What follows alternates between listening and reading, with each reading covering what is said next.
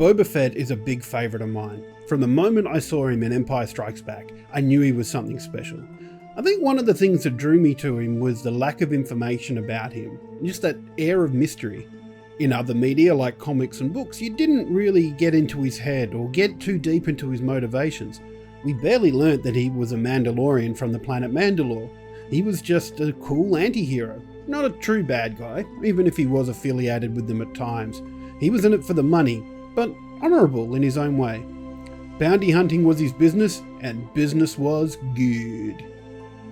So when Attack of the Clones was released in May 2002, we were all set to learn about his origins. I was excited. The reality was not as great as I had hoped, but it had introduced us to Boba Fett's father, Jango Fett. A bounty hunter at the top of his game, he's selected to be the template for the Republic's clone army as part of Darth Sidious's meticulous plan to destroy the Jedi. On top of this considerable payment, he requested one unaltered clone for himself, Boba Fett. We didn't get to see Jango's recruitment in Attack of the Clones, but November 2002 saw the release of Star Wars Bounty Hunter, giving you some backstory into how it happened. The game introduced you to some new characters and had appearances from others we'd already met in Attack of the Clones. It was different for a Star Wars game. Apart from the Dark Forces series and Shadows of the Empire, adventure and shooter Star Wars games tended to stick to the events of the movies, or close enough to them. While Bounty Hunter led into Attack of the Clones, it was its own thing, and one where you didn't have to play as a hero for a change. With the Mandalorian TV show and the upcoming release of Book of Boba Fett, interest in Mandalorians in general has increased, so I figured what better time to revisit one of my favourite Star Wars games. I loved it when I first played it. I had to hunt a little bit to find a copy for the PS2, and I've still got the PS2 that I bought to play that fighting game that we shall not mention. Let's get into the game.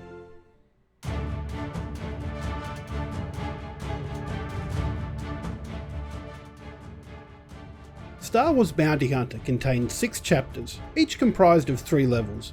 The game opens aboard Outland Transit Station run by Roz, a friend of Jango Fett's. He's tracking a dangerous bounty on the station. This chapter serves as a tutorial, slowly introducing you to key weapons and items. Jango's main weapons are his twin blasters, but he can also pick up his iconic rocket, a sniper rifle, and wrist darts, among others. He also has his jetpack, which you can use to reach high areas or traverse long distances. After dealing with the bounty, Jango receives a message from Tyrannus. He's offering a 5 million credit, dead or alive reward for Dark Jedi leader of the Bando Gora cult, Kamari Vosa. They are dealing in a new form of Death Stick, the Star Wars universe equivalent of hard drugs. Tyrannus doesn't actually say why he wants her, but hey, 5 million credits is 5 million credits.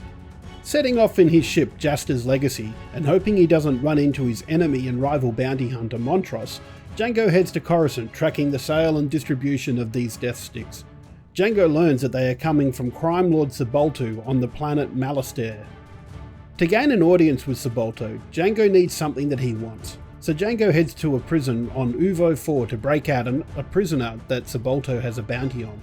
Sneaking into the prison, Jango finds another bounty hunter, Zam Wessel, also trying to do the same thing, but, noisier. While Jango and Zam are arguing, Jasta's Legacy is destroyed, and they team up to get off the planet. Stealing a Firespray class ship from the prison, Jango renames it the Slave One and makes it his own. Getting into Sebulto's facility, he finds members of the Bando Gora and a factory manufacturing the new death sticks. Sebulto runs from Jango, but dies, and Jango finds a ship with Huttese writing, so he and Zam decide to head for Tatooine to speak to Gardulla and Jabba the Hutt. Before they can leave, Montross attacks. Jango defeats him though, and Montross retreats. On Tatooine, Jango speaks with Jabba, learning that Gardulla has dealings with Kamari Vosa and the Bando Gora. Breaking into her compound, he recovers the information he needs, but not before Montross attacks Outland Transit Station and kills Roz. The last chapter has Jango heading to Colma, a moon of Bogdan. He makes his way through the Bando Gora compound, fighting off legions of brainwashed Bando Gora slaves before coming across Montross for their final confrontation. Jango moves further into the compound but is captured by Vosa. Zam frees him and he sets out to collect on his bounty. After a battle with Vosa, Tyrannus shows up and tells Jango he can have the 5 million credit reward and walk away now, or become the template for the clone army and reap the benefits that holds. Jango accepts, but with one addendum. He wants an unaltered clone for himself, Boba Fett. Bounty Hunter alternates between full-on run-and-gun sections and platforming sections, sometimes giving you both at once. It's fun to lock onto an enemy with your dual blasters and fire away. One of the interesting things the game does is if there's a group of enemies, your target will be the main one taking the damage, but every now and then Jango will shoot at an enemy you're not targeting. It makes the game feel more alive because you have to think that if a highly skilled bounty hunter was faced with more than one target, they'd probably be shooting at both. I feel a lot of the weapons weren't useful though.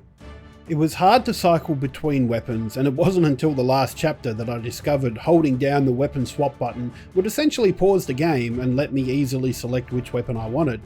If I'd known that earlier, I may have used a greater variety of weapons. I'd bust out the sniper rifle every now and then when I felt it was safe enough to do that, but those moments were few and far between. Even rockets didn't really factor into my playthrough. In fact, the only weapon aside from the dual blasters that I used for any length of time was the flamethrower, and even then that was only in the last chapter. With the exception of one, all the Bandagora enemies use melee attacks only. They hit hard and en masse. If you're using weapons that only target one enemy at a time, it's super hard to get past them. But since they have to get close to attack, the flamethrower is the perfect weapon. Blanket the immediate area around you with fire and they go down pretty quickly. It's not so good against ranged enemies though, as generally they'll have killed you before you get close enough to think about lighting them up. While the general gameplay was fun, bosses were very bland. All of them were some variation of target them, move in a circle and just keep shooting. They couldn't hit you easily, but your shots kept hitting them. None of the fights felt even remotely hard. A great side feature in Bounty Hunter is the secondary bounties you can collect. Each level has bounties hidden in them. You need to scan NPCs to find out if they're wanted, tag them, then either kill or capture them. It's a good bit of additional content that fleshes out the world. You're not just playing the game, you're actually hunting bounties. Unfortunately, with the fighting sections of the game being so hectic, I stopped even trying to look for bounties in the late game. By the time I equipped the scanning visor, found a bounty and marked them, I was dead. For each bounty you collected, you got credits, which unlocked things like concept art and card art from the Wizards of the Coast Star Wars trading card game that was released around the same time as Attack of the Clones. So you weren't just collecting bounties for nothing, there were rewards. As you complete levels, you also unlock the comic book Open Seasons, which tells the story of a young Jango Fett and how he came to be a Mandalorian bounty hunter. There's even some outtakes that I had a little giggle over. So I just wanted to look up who was doing the voices. Clancy Brown does Montrose, and I love it. What?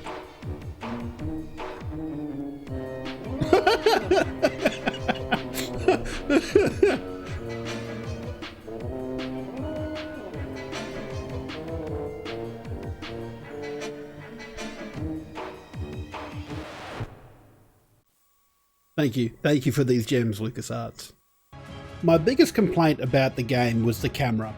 It was clunky to control to the point where I never really adjusted it manually, just used the targeting button to center the camera behind me.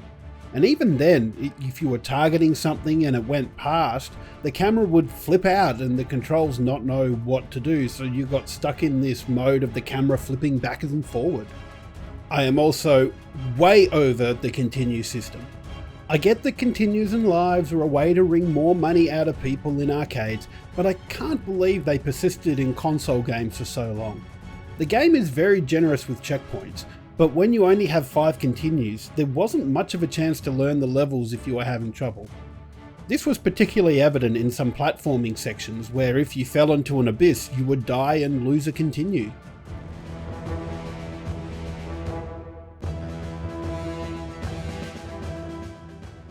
I had so much fun revisiting Star Wars Bounty Hunter.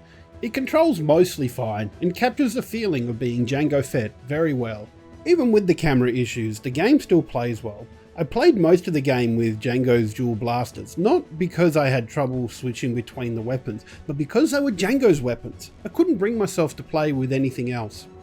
The secondary bounties were a great idea, if not implemented all that well. With the success of the Mandalorian TV show, I'd really like to see that idea expanded on in a new game. It doesn't have to follow Din Djarin, it could follow another one of the Mandalorian Enclave from Season 1 of the show, or even Cosca Reeves or Bo-Katan Kryze. Just like Republic Commando, Bounty Hunter makes me really want a sequel or a spiritual successor to this game. It really deserves it, especially with the current popularity of the subject matter. With all that in mind, I give Bounty Hunter my Star Wars playtime rating of 1 more pass. Thank you so much for watching this video. I've enjoyed putting it together and I really hope you've enjoyed watching it. If you have, don't forget to like, comment and subscribe so you can see more of my content and give me advice on what games you want to see me play next. But thank you and we'll see you next time.